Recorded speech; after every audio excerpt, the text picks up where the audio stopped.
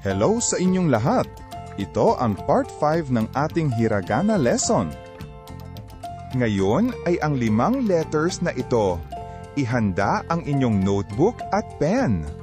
Na, ni, nu, ne, no. Ang pronunciation ng line na ito ay pagdugtong ng alphabet na N at ng vowels. Alalahanin ang rule sa pagsusulat na mula kaliwa pa kanan at mula taas pa baba. I-pause ang video at isulat ito ng maayos. Simulan natin sa unang letter. Mayroon itong 4 strokes. Na. Ang unang stroke ay maikling horizontal line. Ang pangalawa ay pahilis pababa na nagkukross dito. Ang pangatlo ay tuldok sa kanan. Ang pang-apat ay gagawa ng maliit na loop o bilog sa ilalim nito. I-pause ang video at subukang isulat ito sa notebook.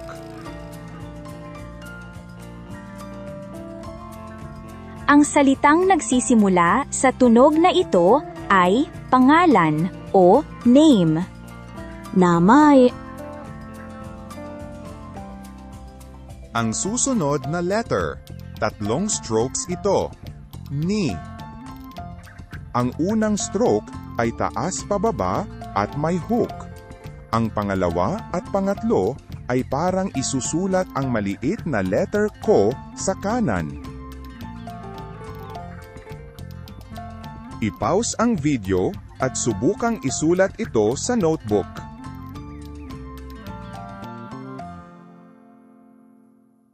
Ang salitang nagsisimula sa tunog na ito ay nasa AAW Noun Series number 55. Niku. Susunod na letter, 2 strokes ito. Nu.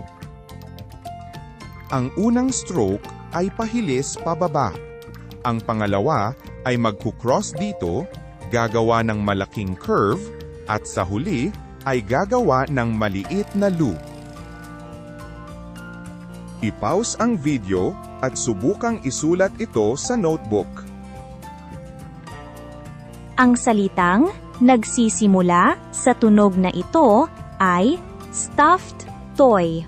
Nuigurumi.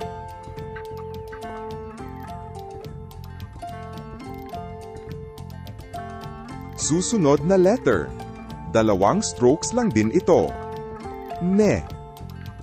Ang unang stroke ay straight line mula taas pababa.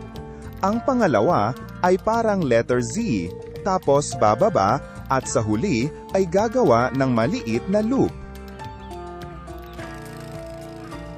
I-pause ang video at subukang isulat ito sa notebook.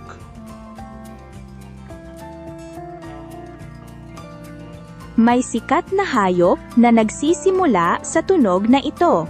Pusa or cat. Neko. At ang huling letter, mayroon itong 1 stroke. No. Pahilis pababa, tapos babalik pataas at gagawa ng malaking curve pa kanan. Isusulat ito ng tuloy-tuloy sa 1 stroke. I-pause ang video at subukang isulat ito sa notebook. Ang salitang nagsisimula sa tunog na ito ay inumin o drinks. Nomimono. Ngayon, alam na natin kung paano isulat ang 5 letters na ito. Na, ni, nu, ne, no. Ngayon, magte-test tayo. Una ay writing test. Sasabihin ko ang tunog at isulat ninyo ang letter sa notebook. Question number 1. Ito ang tunog. Nu.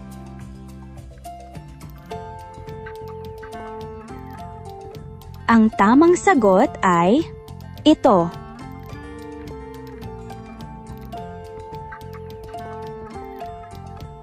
Question number 2. Ito ang tunog. Ne.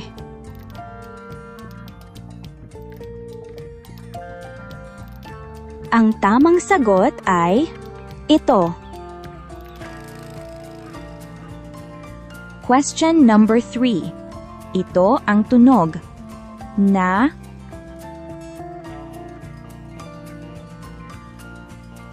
Ang tamang sagot ay ito. Question number 4. Ito ang tunog. No.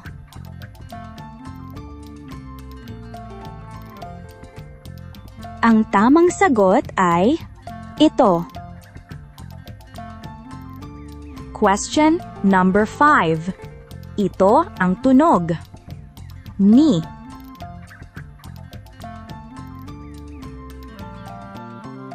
Ang tamang sagot ay ito. Susunod ay ang multiple choice test.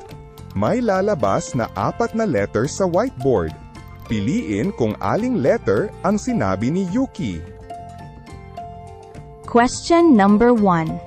Ito ang tunog. Na.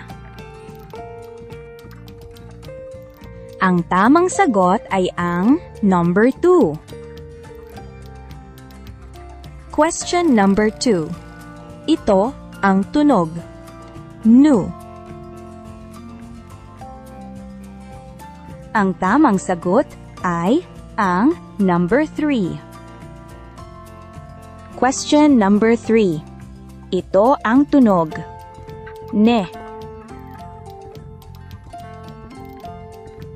Ang tamang sagot ay ang number 3. Question number 4. Ito ang tunog. Ni. Ang tamang sagot ay ang number 2. Question number 5. Ito ang tunog. No. Ang tamang sagot ay ang number 4. Nakasagot ba kayong lahat? Bago ninyo panoorin ang susunod na video, i-practice ninyo ng paulit-ulit sa notebook ang 5 letters ngayon. Huwag din ninyong kalimutan i-check ang mga words sa AAW videos natin. Sa susunod, ang susunod na 5 letters naman, ha, hi, hu, he, ho. hanggang sa muli.